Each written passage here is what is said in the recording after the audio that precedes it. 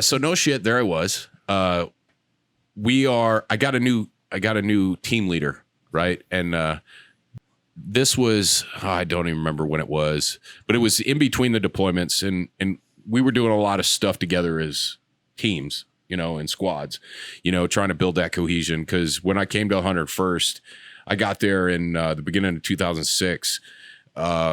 Charlie Company, 1st of 502nd, was down in the Triangle of Death in Iraq, and it was a pretty rough tour.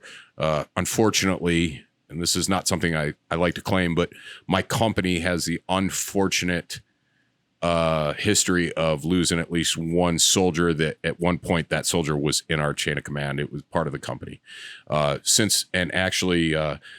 first casualty of the Iraq war, regular army type shit, was a Charlie Company 1502.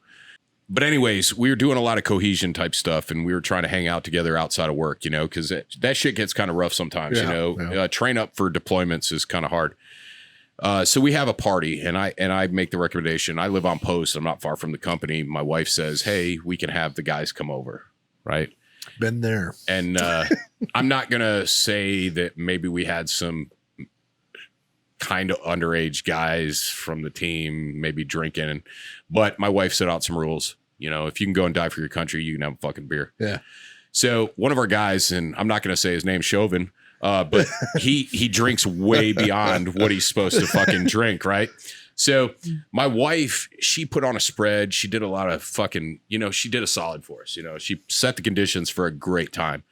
And we drank fucking for hours and stuff like that. And here's this guy, lightweight. Yeah. And he drank way too much, right? Well, he threw up all over my fucking bathroom in post housing, right? And he's fucked up. He's puking in my bathtub. I don't know how he didn't know that, hey, you tend to normally do that in the toilet. Right. But he's puking in my bathtub. My wife at one point goes, "All right, that's it. He's done. We're taking him back to the fucking barracks." My wife directed our guys to put him in the back of our 2001 F-150, in the back of it. I have the same story. Threw him in the back of the pickup truck, and then proceeded to drive across Fort Campbell and drive him. And he stood up, right?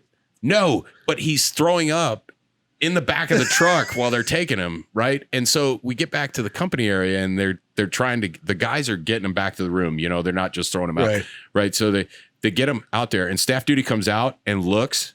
And my wife's like, "We got it taken care of."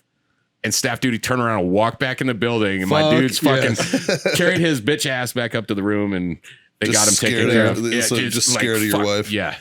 Well, see, the thing was, my wife's 7 years older than I am. I met her when I was 18. Is her name Karen or? No, actually, it's Julie.